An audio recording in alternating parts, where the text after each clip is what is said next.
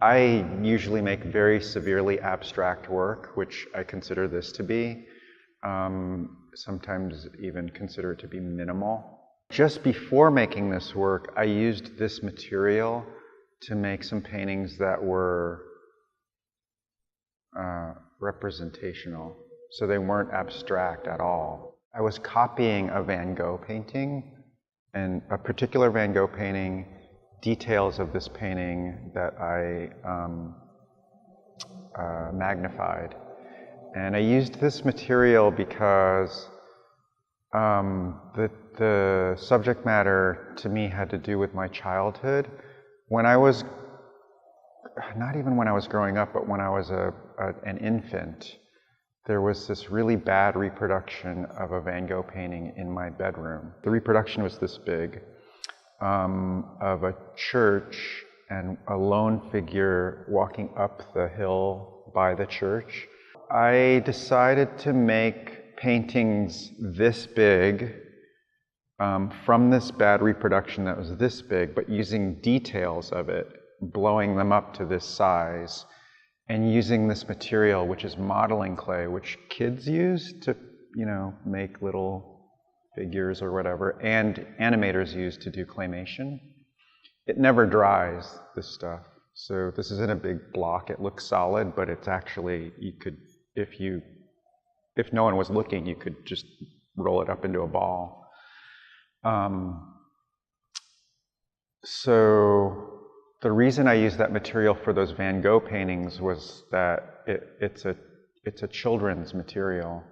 So it was referring to childhood and my childhood, and the fact that I just remember that painting as being, or that artwork as being, I don't remember having any thoughts about it. I just remember kind of this mood of gloominess about it, that it was sad. So I'd been working with this clay.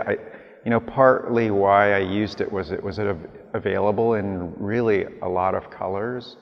And I learned how to make a palette out of it. Like I learned how to melt it and mix colors to match the Van Gogh colors.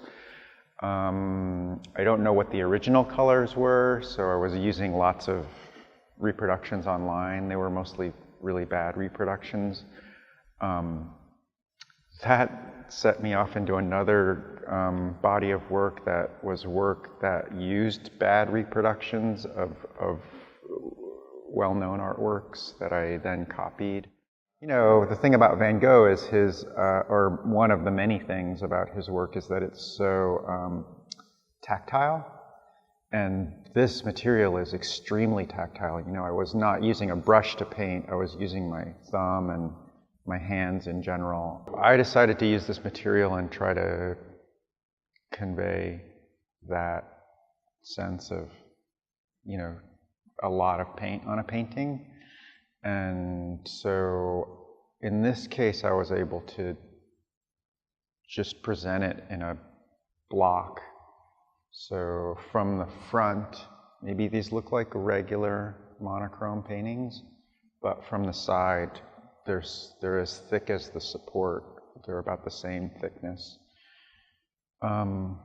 So there's kind of like there's a heaviness and a seriousness about them, but they're also kind of funny to me because they're made out of this children's material. In the case of this work, it's maybe a little bit it looks so simple, but maybe it's a little bit complicated. This is like children's play material. It's nothing, and it's just in a block. So it's like, again, nothing. But then you can kind of get lost in it.